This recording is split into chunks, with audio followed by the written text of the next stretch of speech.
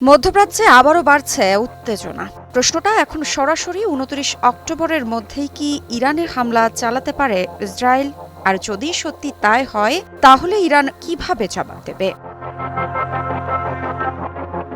এই আলোচনা নতুন করে জোর পেয়েছে আন্তর্জাতিক পরমাণু তদারকি সংস্থা IAEA এর প্রধান রাফায়েল গ্রসির সাম্প্রতিক মন্তব্যে, যেখানে তিনি জানিয়েছেন ইরান ৪০০ কেজিরও বেশি ৬০% সমৃদ্ধ ইউরেনিয়াম তৈরি করে ফেলেছে, যা চাইলে খুব অল্প সময়ের মধ্যেই ৯০%-এ পৌঁছানো সম্ভব। আর এখানেই উদ্বেগের শুরু।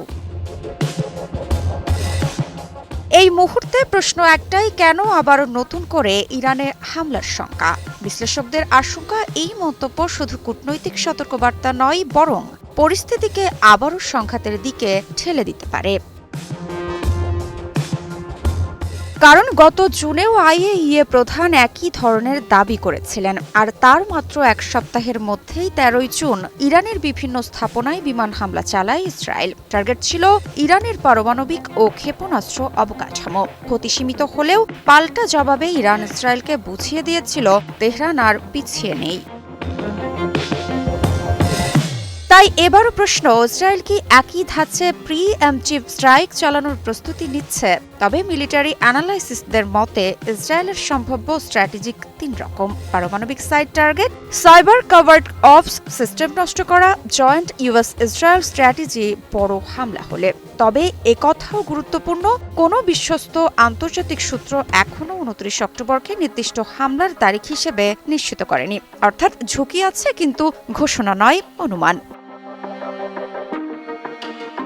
তবে সবথেকে বড় প্রশ্ন, ইরানের জবাব কি হতে পারে? তেহরান ইতোমধ্যেই সামরিক প্রস্তুতির সর্বোচ্চ পর্যায়ে নেওয়ার নির্দেশ দিয়েছে। IRGC সহ সশস্ত্র বাহিনীকে অ্যালার্ট মোডে থাকতে বলা হয়েছে, এবং সম্প্রতি ইরানের নতুন ২ ব্যালিস্টিক মিসাইল কদর এবং এমাদ উন্মোচনকে বিশ্লেষকরা দেখছেন খুবই স্পষ্ট এক মেসেজ হিসেবে। যেমনটা হতে পারে, ইসরায়েল যদি হামলা চালায়, ইরান প্রস্তুত এবং জবাব হবে দ্রুত এবং ভয়ঙ্কর। এদিকে ইরানের সামরিক কর্মকর্তারা বলছেন, গতবারের মতো এবারও ইরান সরাসরি নীরব থাকবে না, বরং ইসরায়েলি সামরিক ও স্ট্র্যাটেজিক টার্গেটে সরাসরি আঘাত আসতে পারে। এখন প্রশ্ন, এই উত্তেজনার মাঝে কূটনীতির জায়গা কতটা? যুক্তরাষ্ট্র চায় ইরানের ইউরেনিয়াম সমৃদ্ধকরণ ও মিসাইল ক্ষমতা নিয়ন্ত্রণে থাকুক, কিন্তু ইসরায়েল বলছে সময় খুব কম, এখনই অ্যাকশন। অন্যদিকে তেহরান বলছে IAEA এর এই বিবৃতি উদ্বেগ নয়, বরং রাজনৈতিক চাপ। অর্থাৎ ওয়াশিংটন ডিপ্লোমেসি চায় তেল আবিব মিলিটারি অপশন চালু করতে আগ্রহী, আর তেহরান জানিয়ে দিচ্ছে তারা পিছিয়ে নেই। আর এটা ওইটা না, কাপড় ধোয়ার একটাই সলিউশন, চাকা অল ইন ওয়ান। তাহলে সত্যিই কি ২৯ অক্টোবরের মধ্যেই বড় সংঘাতের পথে হাঁটছে ইসরায়েল ইরান? নিশ্চিত উত্তর কেউ দিতে পারছে না, তবে একটি বিষয় পরিষ্কার, উত্তেজনা এখন সর্বোচ্চ বিন্দুতে, আর সামান্য একটি উস্কানিও মধ্যপ্রাচ্যে তৈরি করতে পারে নতুন যুদ্ধ। ইরান বলছে, যদি তাদের ওপর আবার হামলা হয়, তাহলে সেটা হবে হামলাকারীদের জন্য আরেকটি ব্যর্থতা। শুনতে শক্ত ভাষা মনে হচ্ছে, তাই না? কিন্তু কেন এই হুঁশিয়ারি? এটা কি শুধু কথার যুদ্ধ, নাকি আসলেই বড় সংঘাতের আভাস? আজকে আমরা দেখব ইরানের এই বক্তব্যের পেছনে কি আছে, কেন জাতিসংঘের পরমাণু সংস্থার বক্তব্যে তারা ক্ষুব্ধ, আর এর ফলে মধ্যপ্রাচ্যের উত্তেজনা কতটা বাড়তে পারে। কয়েকদিন আগেই জাতিসংঘের পরমাণু সংস্থা IAEA এর প্রধান রাফায়েল গ্রসি এক মন্তব্য করেন। তিনি বলেন, যদি কূটনৈতিক প্রচেষ্টা ব্যর্থ হয়, তাহলে বল প্রয়োগের আশঙ্কা উড়িয়ে দেয়া যায় না। মানে, যদি আলোচনা কাজ না করে, তাহলে সামরিক পদক্ষেপও আসতে পারে। এই কথার পরই তেহরান থেকে প্রতিক্রিয়া আসে। ইরানের পররাষ্ট্রমন্ত্রী আব্বাস আরাকচি বলেন, যারা এমন হুমকি দিচ্ছে তারা বুঝুক আগেও এই অভিজ্ঞতা হয়েছে, আর আবার করলে ফলও একই হবে, ব্যর্থতা। প্রশ্ন হলো, এই আগের অভিজ্ঞতা বলতে তিনি কি বোঝাচ্ছেন? এই বক্তব্যের পেছনে আছে গত জুনের সেই ১২ দিনের যুদ্ধের ছায়া। তখন ইসরায়েল ও যুক্তরাষ্ট্র ইরানের কিছু পারমাণবিক স্থাপনায় হামলা চালিয়েছিল। তাদের দাবি ছিল, এই হামলায় ইরানের পরমাণু প্রকল্প মারাত্মকভাবে ক্ষতিগ্রস্ত হয়েছে। কিন্তু ইরান বলছে ব্যাপারটা মোটেও তেমন নয়। তারা দাবি করেছে হামলায় খুব সামান্য ক্ষতি হয়েছে আর তাদের কার্যক্রম এখনো পুরো দমে চলছে। অর্থাৎ তারা বলতে চায় তোমরা চেষ্টা করেছো কিন্তু সফল হওনি, আর আবার করলে ফল হবে আগের মতোই, আরেকটি ব্যর্থতা। আর এটা ওইটা না, কাপড় ধোয়ার একটাই সলিউশন, চাকা অল ইন ওয়ান। এখন পুরো বিষয়টা এমন জায়গায় এসে দাঁড়িয়েছে, একদিকে ইরান বলছে তারা শক্ত অবস্থানে আছে, অন্যদিকে পশ্চিমা দেশগুলো বলছে ইরানের পরমাণু কর্মসূচি বিপজ্জনক মাত্রায় এগোচ্ছে। আন্তর্জাতিক পরমাণু সংস্থা জানিয়েছে ইরানের কাছে এখন প্রায় 400 কিলোগ্রাম 60% সমৃদ্ধ ইউরেনিয়াম আছে। এটা যদি আরও পরিশোধন করা হয় তাহলে 10টা পারমাণবিক বোমা তৈরির মতো উপাদান পাওয়া যেতে পারে। তবে এখনো প্রমাণ নেই যে ইরান আসলেই বোমা বানাতে চায়। কিন্তু প্রশ্নটা এখানেই, যখন আস্থা কমে যায় তখন সন্দেহই হয়ে ওঠে সবচেয়ে বড় অস্ত্র। তেহরান থেকে একের পর এক বিবৃতি আসছে, তারা বলছে তাদের বিরুদ্ধে হামলা মানে যুদ্ধ ঘোষণা। কখনো কখনো যুদ্ধ হয় শুধু বন্দুক দিয়ে নয়, হয় নীরব প্রতিরোধ আর অবিচল সংকল্পের মাধ্যমে। আর এই নীরব লড়াইয়ের নাম ইরানের পারমাণবিক অধ্যায়। বিশ্বের চোখ এখন তেহরানের দিকে। পশ্চিমা নিষেধাজ্ঞার চাপে পিষ্ট, আঞ্চলিক মিত্ররা দুর্বল, কিন্তু তবুও ইরান বলছে আলোচনা নয়, সম্মান চাই। এমনকি ইরানের সর্বোচ্চ নেতা আয়াতুল্লাহ আল খামেনি স্পষ্ট ভাষায় জানিয়ে দিয়েছেন যে চুক্তি জবরদস্তি আর হুমকির ছায়ায় হয় তা কোনো সমঝোতা নয়, বরং অপমান। এই এক ঘোষণাই যেন বদলে দিয়েছে পুরো খেলাটা। মার্কিন প্রেসিডেন্ট ডোনাল্ড ট্রাম্প যখন নতুন আলোচনার হাত বাড়ান, খামেনি তখন ঠান্ডা মাথায় ফিরিয়ে দেন সেই প্রস্তাব। যেন ইরান জানাচ্ছে আমরা আর আগের ইরান নই। কিন্তু কেন এত বাধা বিপত্তি, হুমকি, নিষেধাজ্ঞার পরও ইরান তার পারমাণবিক অস্ত্র কর্মসূচি আঁকড়ে আছে? বিশ্লেষকরা বলছেন খামেনির এই অবস্থান আসলে তেহরানের নতুন কৌশল। মধ্যপ্রাচ্যে হিজবুল্লাহ, হামাস, হুতি বা সিরিয়ার প্রক্সিগুলোর শক্তি কমলেও ইরান এবার প্রক্সি থেকে সরে এসে সরাসরি শক্তি প্রদর্শনের পথে হাঁটছে। ইরানের কাছে এখন মর্যাদাই বড় অস্ত্র। পশ্চিমারা দাবি করছেন ইরান গোপনে পারমাণবিক অস্ত্র তৈরি করছে, কিন্তু তেহরানের জবাব তাদের পারমাণবিক প্রযুক্তি নাগরিক জীবন ও জ্বালানি নিরাপত্তার জন্য। এই অবস্থানে থেকেই ইরান বলেছে যদি চুক্তির নামে আত্মসমর্পণ চাপিয়ে দেওয়া হয় তবে তারা প্রস্তুত দীর্ঘস্থায়ী প্রতিরোধে। সম্প্রতি জার্মান ভিত্তিক সংবাদ মাধ্যম ডয়েচে ওয়েলের এক প্রতিবেদনে উঠে এসেছে এমনই বিশ্লেষণ। কিন্তু প্রশ্ন উঠছে, কেন ইরান এত দৃঢ়ভাবে আঁকড়ে ধরেছে তার পারমাণবিক কর্মসূচি? উত্তর লুকিয়ে আছে ভয় আর বাস্তবতার দ্বন্দ্বে। পশ্চিমা গোয়েন্দা সূত্রগুলো বলছে ইসরায়েল ও যুক্তরাষ্ট্রের হামলায় জুনের 12 দিনের যুদ্ধের পর ইরানের একাধিক নিউক্লিয়ার স্থাপনা ক্ষতিগ্রস্ত হয়েছে। তবুও তারা দমেনি, বরং খামেনি ঘোষণা দেন যত আঘাত বাড়বে ইরানের প্রতিরোধ তত শক্ত হবে। এই ঘোষণার পরে আন্তর্জাতিক পরমাণু শক্তি সংস্থা IAEA জানায় ইরানের ইউরেনিয়াম সমৃদ্ধকরণের মাত্রা অস্ত্র গ্রেডের কাছাকাছি পৌঁছে গেছে। এমন অবস্থায় জার্মানি, ফ্রান্স ও যুক্তরাজ্য মিলে স্ন্যাপব্যাক মেকানিজম চালু করে, যার ফলে জাতিসংঘের সব পুরনো নিষেধাজ্ঞা আবার ফিরিয়ে আনা হয়। তবে ইরানের প্রতিক্রিয়া ছিল কৌশলগত। তারা জানায় যেহেতু তাদের ওপর অন্যায় নিষেধাজ্ঞা ফিরেছে, তাই IAEA এর সঙ্গে সহযোগিতা এখন অর্থহীন। তবুও খামেনির ঘনিষ্ঠ উপদেষ্টা ও জাতীয় নিরাপত্তা পরিষদের সচিব আলী লারিজানি পরে জানান যে কোনো আন্তর্জাতিক পরিদর্শনের অনুরোধ তেহরান পর্যালোচনার জন্য নিরাপত্তা পরিষদে পাঠাবে। অর্থাৎ দরজা পুরোপুরি বন্ধ নয়, খোলা রেখেছে কূটনৈতিকভাবে, যাতে ভবিষ্যতে দর কষাকষির সুযোগ থাকে। এদিকে খামেনি ও লারিজানির সাম্প্রতিক বার্তা বিশ্লেষণ করলে স্পষ্ট হয় ইরান এখন এক জটিল দ্বিধার কূটনীতিতে আছে।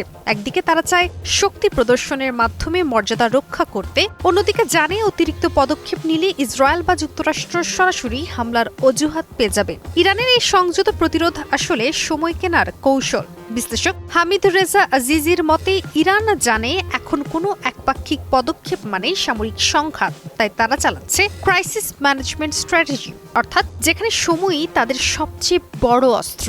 তেহরান এখনও পরোক্ষ আলোচনায় যুক্তরাষ্ট্রের সঙ্গে যোগাযোগ রাখছে, একই সঙ্গে ইউরোপের সাথেও চ্যানেল খোলা রেখেছে। সাম্প্রতিক সময় ইরান ফ্রান্স বন্দি বিনিময় আলোচনাও তার প্রমাণ, অর্থাৎ সম্পর্ক পুরোপুরি ভেঙে যায়নি, বরং নীরব আলোচনার আগুন এখনো জ্বলছে। আর এটা ওইটা না, কাপড় ধোয়ার একটাই সলিউশন, চাকা অল ইন ওয়ান। সব মিলিয়ে আজ ইরান দাঁড়িয়ে আছে কূটনীতির এক অগ্নিসীমায়। নিষেধাজ্ঞা, যুদ্ধের ভয় আর আঞ্চলিক দুর্বলতা সত্ত্বেও তেহরান জানে শক্তি না দেখালে শান্তি আসে না। তাদের কৌশল এখন স্পষ্ট, অস্ত্র নয় সময়ই তাদের ঢাল, কূটনীতি নয় মর্যাদাই তাদের ভাষা। তবে এই খেলার ঝুঁকিও কম নয়। সামান্য ভুল হিসাবেই হয়তো জ্বলে উঠবে নতুন সংঘাতের আগুন, যা ছড়িয়ে পড়বে পুরো মধ্যপ্রাচ্যে। প্রশ্ন হলো, ইরান কি পারবে তার এই ভারসাম্য ধরে রাখতে? আর ইসরায়েল ও যুক্তরাষ্ট্র কি প্রস্তুত সেই আগুনে পুড়ে যাওয়ার জন্য? ইরান এখন পাগলা ঘোড়া, যে কোনো মুহূর্তে সবকিছু তছনছ করে দেবে পারস্য উপসাগরীয় এই দেশ। এমন কথাই বাতাসে ভেসে বেড়াচ্ছে। অবাক করা বিষয় হলো, এই তথ্যের উৎপত্তি স্থল কিন্তু দখলদার রাষ্ট্র ইসরায়েল। তাদের ভয় ইরান বোধহয় তাদের ওপর যে কোনো মুহূর্তে অতর্কিত হামলা চালাবে। এমন আতঙ্ক ইসরায়েলি নেতৃত্বদের মুখ থেকে বারবার শোনা যাচ্ছে। তাদের ভাষায় তেহরান এখন কোণঠাসা। আন্তর্জাতিক নিষেধাজ্ঞা, রাজনৈতিক বিচ্ছিন্নতা এবং সাম্প্রতিক 12 দিনের সংঘাত সব মিলিয়ে দেশটা এক সংকটময় মোড়ে দাঁড়িয়ে আছে। এমন অবস্থায় যে কোনো সিদ্ধান্ত নিতে দ্বিধাবোধ করবে না ইরান। বিষয়টা কি সত্যিই এমন? চলুন বিস্তারিত জানা যাক। ইসরায়েলের সাবেক রাষ্ট্রদূত মাইকেল ওরেন বলেছেন, ইরান মনে করে হারানোর কিছু নেই। এমন অবস্থায় কোনো দেশ সবচেয়ে ঝুঁকিপূর্ণ সিদ্ধান্ত নিতে পারে। একটু পিছিয়ে গেলে জানা যায়, গত 12 দিনের যুদ্ধে ইরান নানা রকম রকেট ও ক্ষেপণাস্ত্র ব্যবহার করেছে। ইসরায়েলের প্রতিরক্ষা ব্যবস্থা প্রথমে ভালো কাজ করলেও শেষ দিকে ইন্টারসেপ্ট রেট কমতে দেখেছে তারা। ওরেনের কথায়, ইরান আমাদের ফাঁকি দেওয়ার কৌশল শিখে ফেলেছে। এটা কেবল প্রযুক্তির লড়াই নয়, এটা আত্মবিশ্বাসের লড়াই। যদি আপনি প্রতিপক্ষের দুর্বলতা বুঝে ফেলেন, তখনই আপনি ঝুঁকি নিতে তৈরি হন। ইরান এখন সেই পর্যায়ে পৌঁছাতে পারে বলে ভাবছে বহু পর্যবেক্ষক। তাই ইসরায়েলের ভয়টা যেন চোখে মুখে ফুটে উঠেছে। এদিকে যুদ্ধবিরতি হলেও উত্তেজনা থেমে নেই। ইরান বলছে তারা পরাজিত হয়নি। ইরানের শীর্ষ নেতৃত্ব এই মুহূর্তকে একটি প্রতিরোধের রূপ দেখাচ্ছেন, বহির্বিশ্বকে রুখে দেওয়ার গল্প ধরিয়ে দিচ্ছেন। এই মানসিকতা গুরুত্বপূর্ণ, কারণ যখন কোনো সরকার জনগণের কাছে বলে আমরা হারিনি, তখন জনগণও সেটাই প্রত্যাশা করে। এমন পরিস্থিতিতে সেনা ও কৌশলগত বিষয়গুলো তীব্র হয়ে ওঠে। অন্যদিকে মধ্যপ্রাচ্যের বুকে নতুন জোট গঠন শুরু হয়েছে গোপনে হলেও। কিছু আরব দেশ যেগুলো প্রকাশ্যে ইসরায়েলকে সমালোচনা করেছিল, তারা এখন নীরবে কূটনৈতিক যোগাযোগ বাড়াচ্ছে। সেই একই লক্ষ্য, ইরানের প্রভাব সীমিত করা।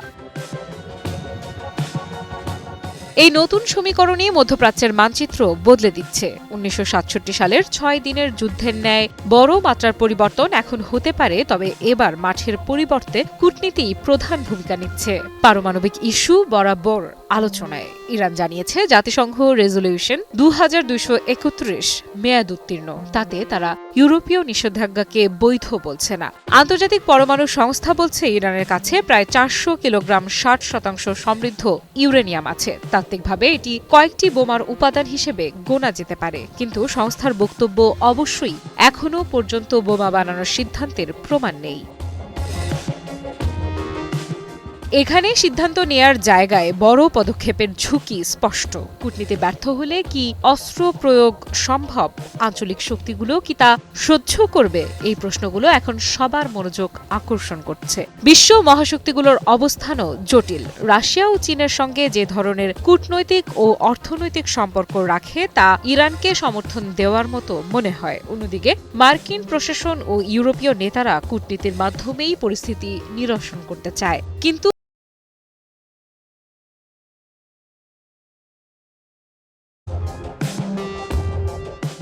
আর এটা ওইটা না, কাপড় ধোয়ার একটাই সলিউশন, চাকা অল ইন ওয়ান।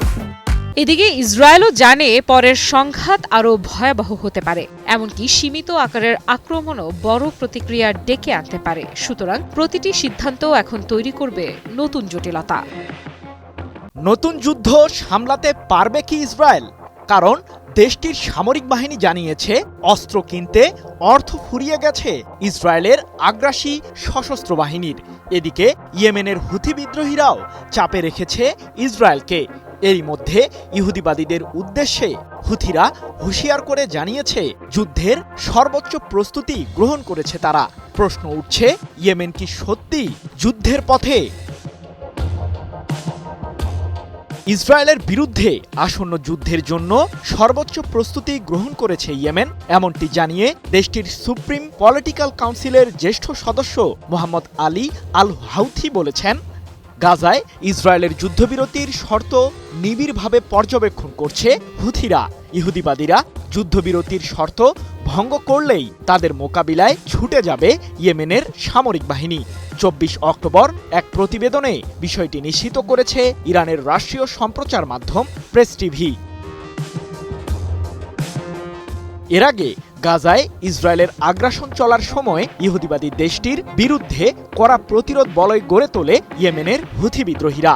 দফায় দফায় প্যালেস্টাইন 2 ব্যালিস্টিক মিসাইল আর আত্মঘাতী ড্রোন দিয়ে ইসরায়েলের প্রতিরক্ষা বলয় ভেঙে দেয় ইয়েমেনের সশস্ত্র গোষ্ঠীটি। তবে গত 10 অক্টোবর থেকে ফিলিস্তিনের স্বাধীনতাকামী সংগঠন হামাসের সাথে মধ্যস্থতার মাধ্যমে যুদ্ধবিরতিতে যায় ইসরায়েলের আগ্রাসী সামরিক বাহিনী।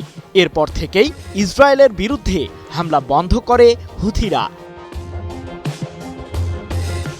এদিকে ইসরায়েলের সামরিক বাহিনীর বেশ কয়েকজন কর্মকর্তা জানিয়েছেন, বাজেট বৃদ্ধি না করলে ভবিষ্যতে আর কোনো যুদ্ধে জড়াবে না দেশটির সশস্ত্র বাহিনী। এমনকি নতুন যে কোনো যুদ্ধের জন্য বর্তমানে প্রস্তুত নয় বলেও জানিয়েছে ইসরায়েলের ওই সামরিক কর্মকর্তারা। পৃথক এক প্রতিবেদনে বিষয়টি নিশ্চিত করেছে প্রেস টিভি। আর এটা ওইটা না, কাপড় ধোয়ার একটাই সলিউশন, চাকা অল ইন ওয়ান। মূলত 2 বছর যাবৎ গাজায় ইসরায়েলের সামরিক বাহিনীর নির্মম আগ্রাসনের ফলে এখন উল্টো নিজেদের দেশের অর্থনীতি নিয়ে টানাপোড়েনে পড়েছে ইহুদিবাদীরা, যার কারণে আয়রন ডোম ও অ্যারোর মতো আকাশ প্রতিরক্ষা ব্যবস্থা তৈরিতে ভাটা পড়েছে ইসরায়েলের। এমনকি এই মুহূর্তে ইসরায়েলে কোনো দেশ বিমান কিংবা ক্ষেপণাস্ত্র হামলা চালালে সেগুলোকে প্রতিহত করতে হিমশিম অবস্থায় পড়বে ইহুদিবাদী দেশটির প্রতিরক্ষা বাহিনী, এমন দাবি সমরবিদদের।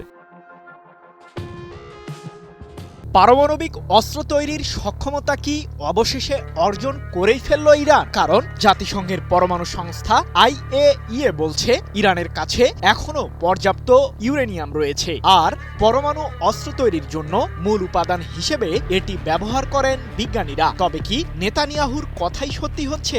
ইরানের এই মারণাস্ত্র কি তাহলে আন্তঃমহাদেশীয় ব্যালিস্টিক মিসাইল দিয়েই শত্রুর আস্তানায় আছড়ে পড়বে, যার রাডারে রয়েছে যুক্তরাষ্ট্রের পূর্ব উপকূলও? কিন্তু মার্কিন প্রশাসন ও ইসরায়েলের চোখ ফাঁকি দিতে সফল হবে তো ইরান?